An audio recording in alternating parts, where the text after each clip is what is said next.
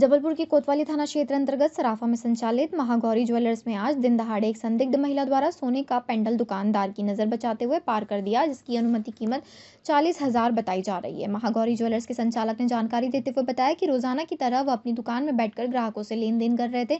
तभी अचानक एक महिला उनकी दुकान में आए और सोने का सामान देखने लगी। अचानक वह महिला अपनी जगह से उठी और उसने कहा कि उसकी भाभी बाहर खड़ी है और उसे वही खरीदी करनी है। यह करते हुए महिला अचानक अपनी जगह से उठी और दौड़ते हुए बाहर चली गई, जिस पर दुकान संचालक को शक हुआ और वह भी दौड़ते हुए महिला के पीछे गया, लेकिन तब तक महिला सराफा की गलियों की भीड़ में खो चुकी थी। इधर लौटने के बाद जब सराफा व्यापारी ने ट्रे में रखे सोने के जीवनी का वजन किया तो तकरीबन 3 ग्राम वजन कम था, जो कि एक पेंडेंट का वजन बताया जा रहा है।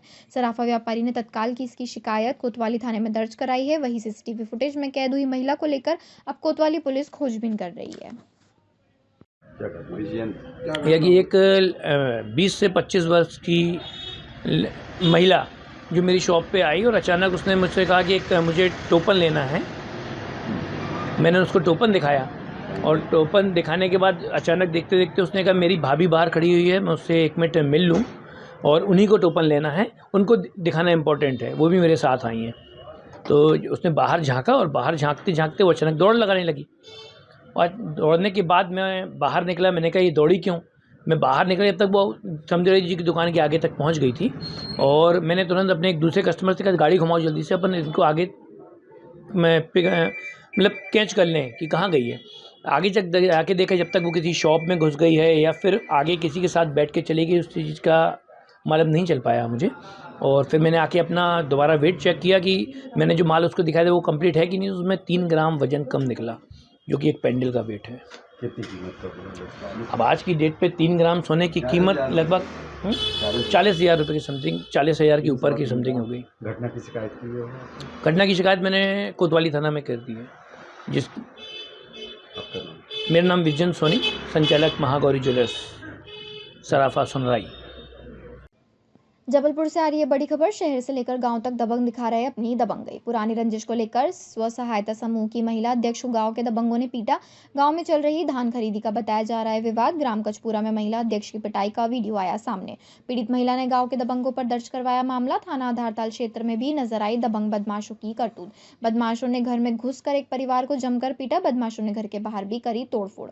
बदमाशों के द्वारा की जा रही तोड़फोड़ का वीडियो भी आया सामने। जबलपुर के थाना गोसलपुर और आधारताल क्षेत्रों का मामला है।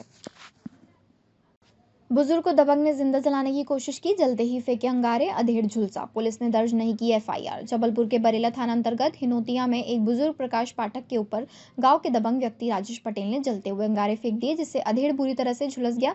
वहीं अपने साथ हुई घटना की रिपोर्ट जब पीड़ित बरेला थाने में लिखवाने पहुंचा तो उसकी शिकायत दर्ज नहीं की गई, जहां पुलिस का कहना था कि बिना एमएलसी के एफआईआर दर्ज नहीं होगी। जब पीड़ित बरेला के सरकारी अस्पताल पहुंचा तो वहां डॉक्टर ही मौजूद नहीं थे। घायल को महज स्टाफ ने मरहम पट्टी कर रवाना कर दिया, जिसके बाद जब पीड़ित थाने पहुंचा तो बिना एमएलसी की रिपोर्ट दर्ज न करने उसे चलता कर दिया गया, जिसके बाद घायल को उसके परिजन जिला अस्पताल विक्टोरिया ले गए, जहां घायल का इलाज चल रहा है। परिजनों का कहना है कि पुलिस के द्वारा उनकी एक नहीं सुनी गई, न ही रिपोर्ट दर्ज की गई। वहीं सरकारी अस्पताल बरेला में डॉक्टर तक नहीं मिले और उनकी ऐसे ही मलहम पट्टी कर दी गई, जहां परिजनों ने पुलिस से कार्रवाई किए जाने की मांग की है।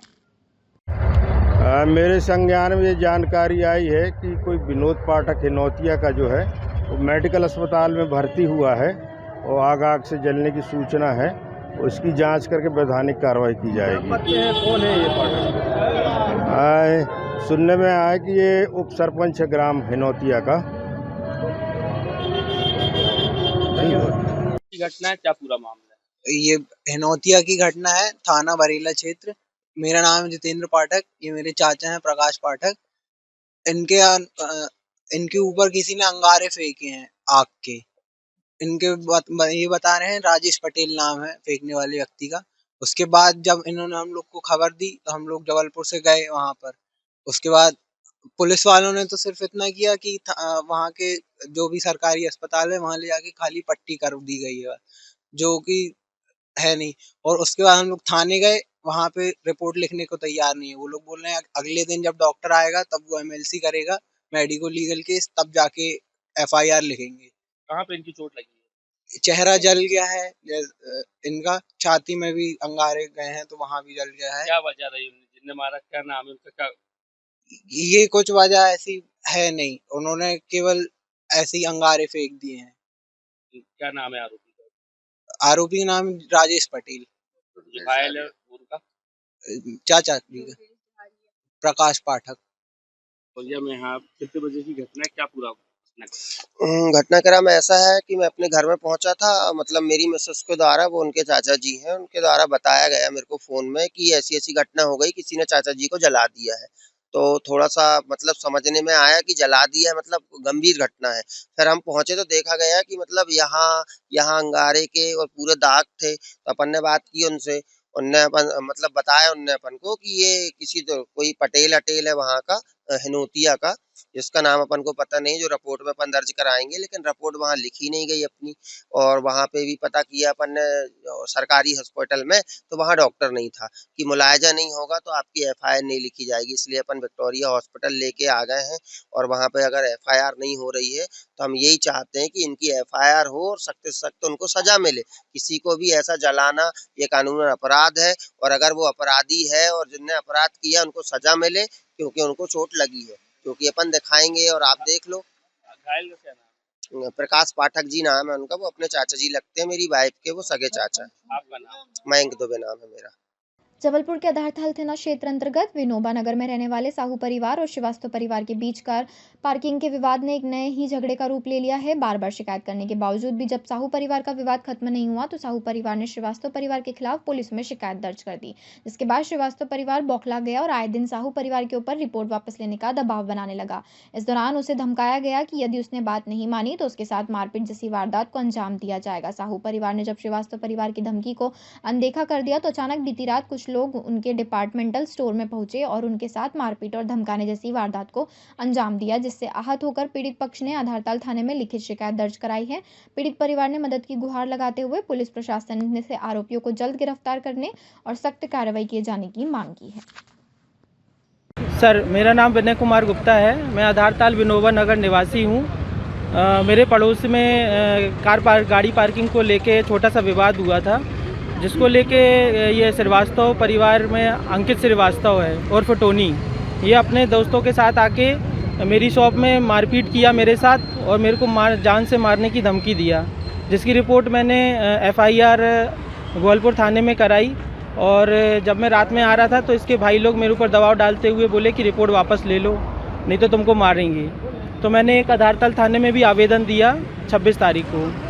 कल रात की बात है, कल रात 26 तारीख को मेरे घर के सामने रात को लगभग 10 बजे के आसपास, 10-11 बजे के आसपास दो लोग आए और गाली गलौज करने लगे और चिल्ला के बोल रहे थे कि ज़्यादा उड़ रहा है, तेरी गाड़ी उठा लेंगे, तेरे को मारेंगे, अभी और मारेंगे, नहीं तो केस वापस ले ले। मेरा घर आधारताल थाने के सामने होते हुए मैं सुरक्षित नहीं हूँ और थाने से ना कोई कार्रवाई की जा रही है। आपका सीसीटीवी फुटेज भी दुकान में? मेरा दुकान में सीसीटीवी फुटेज पूरा रिकॉर्ड है, जो मैं दे चुका हूँ सबूत के तौर पे पुलिस को। मैं प्रशासन से यही चाहता हूँ कि मेरे परिवार को मेरे को प्रोटेक्शन दें और जो अपराधी है उसको जेल में डालें। आपका नाम? मेरा नाम विनय कुमार गुप्ता है, आधारताल थाने के सामने विनोबा नगर। जबलपुर के माड़ोताल थाना क्षेत्र स्थित आईटीआई चुंगी नाका निवासी एक व्यक्ति ने एटीएम बूथ से 20,000 रुपए निकाले, लेकिन इसी दौरान उनके बैंक खाते से 6,33,000 रुपए कटने का मैसेज आ गया। पीड़ित ने बैंक व पुलिस अधिकारियों को पूरा घटनाक्रम बताया, जहां से किसी जालसाज द्वारा मोबाइल हैक कर उक्त राशि गायब करने की जानकारी मिली। पुलिस के अनुसार गौरीशंकर श्रीवास्तव ने रिपोर्ट दर्ज कराई है कि उनका करमेता स्थित एसबीआई में बचत एवं चालू खाता है। बीते 21 दिसंबर को उन्होंने आईटीआई गेट के सामने स्थित एसबीआई के एटीएम से 2 बार में कुल 20,000 रुपए निकाले, लेकिन इसी बीच उनके बचत तथा चालू खाते से रुक कर 6,33,000 रुपए अपने कटने का मोबाइल पर मैसेज आ गया। इसके बाद उन्होंने एसबीआई एवं साइबर सेल को सूचना दी, जहां से मोबाइल नंबर हैक कर घटना को अंजाम देने संबंधित जानकारी मिली। मामला दर्ज कर जालसाजों की तलाश शुरू कर दी गई है। देखिए, श्रीवास्तव जी ने एक शिकायत दर्ज कराई थी कि उन्होंने अपने बचत खाते से 20,000 रुपये निकाले थे, पर बाद में जब चेक किया तो उनके करेंट अकाउंट और सेविंग अकाउंट मिला के लाखों रुपए उसमें से विड्रॉ हो गए हैं, जो कि उनकी जानकारी में नहीं थे और ना ही उन्होंने कोई एक्टिविटी की थी। इस संबंध में एक एफआईआर साइबर क्राइम के तहत आईटी एक्ट के तहत दर्ज की। क्या कितनी राशि है सर? जो उन्होंने डिटेल दिया है उसके मुताबिक लगभग 6.5 लाख रुपए की राशि है और उनकी जानकारी में नहीं है, तो इसमें कार्रवाई की जा रही है।